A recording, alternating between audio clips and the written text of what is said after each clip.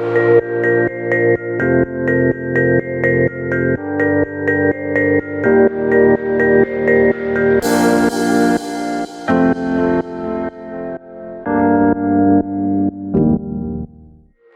this is Rico Figliolini, host of Peachtree Corners Life, and we're here on site for George Hunter, who's going to be doing our cover for the October-November issue, and he's shooting cosplayers today, and we have, fortunately, one of them here, Ashley Behrend, who's been involved a little bit in the film industry here locally, and who's also a cosplayer. She's going to tell us a little bit about herself and who you are and what you do. Tell us. So again, my name is Ashley, and I am currently a costume PA working for film and television in the Atlanta area.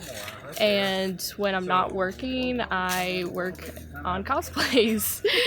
Just, taking characters that I really enjoy from, film and television and making my own costumes. So let me ask you, you got into this because you were a theater major in school. So what were you doing before that? Was high school also theater?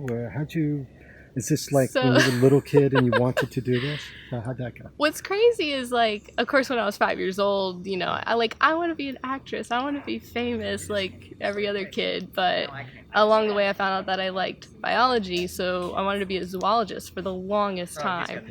And then senior year of high school, I took AP biology, hated it, realized I didn't want to study that for 4 more years. And then I switched over to doing theater. I was in my high school's theater department for a while and really enjoyed what I was doing. Danced for a long time as well, and I just like the idea of performing.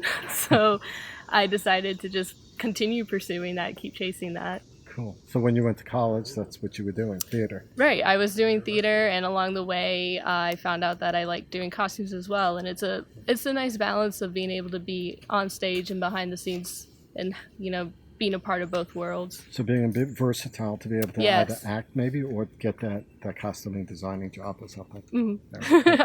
Good. That's great. So who was your first cosplay character or first character that you thought would be a great cosplay for you? Okay. So I've done so many, and the crazy thing is I've been cosplaying for about 5 years now. So about the time I started college, I wanted to get into cosplay. I didn't even know it was a thing until I started getting more into stuff on the internet, like fan art and stuff like that, and I saw cosplay pictures, and I'm like, that's cool, and I want to do that. My first one was actually Elle from Death Note because it was so simple. Oh, wow. Mm-hmm. It's just like a black wig, t-shirt, and jeans, and that's it. It was so simple. But I think the one that I actually feel the most proud of that I was able to make all on my own is Grover from the Percy Jackson series, who is a satyr character. Mm-hmm.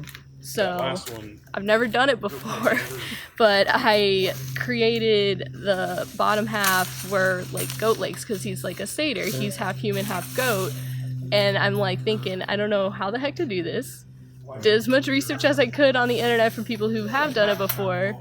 And I did it, and it actually turned out pretty good. And I just wore it to Dragon Con a week ago, and I was getting people coming up to me asking who did that, and I said I did, or where'd you buy them from? So, and especially since I have I've been casually cosplaying for about 5 years, but a year ago I started to take it more seriously and really devote more time and effort into building my skill. It's mainly because my parents are very supportive, and they said that you have a talent here and you should pursue it more. Yeah, that makes a lot of sense. Yeah. I mean, really, you went to college for it, and now you're doing it. And, yeah, exactly. And this is just feeding the craft. So, yes, right? It totally is. And I even, what's nice about being able to work in costuming for film is I get to see professionals who do this for, things that you watch on TV, on Netflix, on Hulu, and see them work and learn from the best and improve my skill for myself. So which convention was your first convention that you went to? So Dragon Con was actually my first convention, Dragon Con of 2015, I believe. And I had only just started branching out to other cons a year ago when I started getting more serious about cosplay. Okay. So you've been to MomoCon, I'm assuming, Yes, and I've some been of the to others. Last year's MomoCon was actually my first MomoCon, How'd you and like that? oh, it was amazing. That was also the same convention I did my first group cosplay. So I managed to find 3 other people and convince them to do this crazy crossover idea of characters from Heather's the Musical and My Hero Academia. And Okay.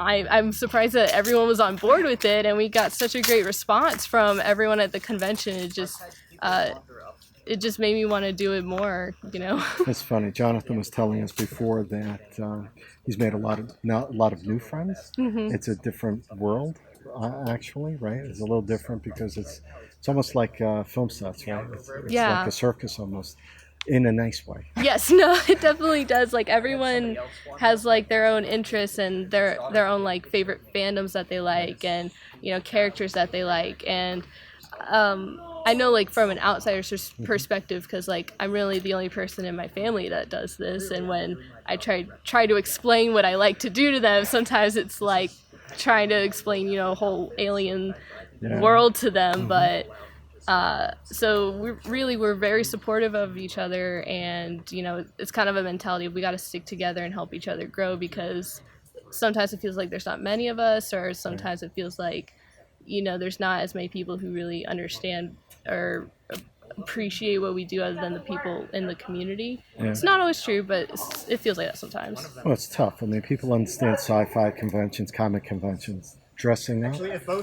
Lots of people Yeah. don't understand that. I mean, I have 3 kids, so it's a little different. So they're various ages, from 15 to 24, and they're into all sorts of animes and mangas. So for me, I can understand that piece.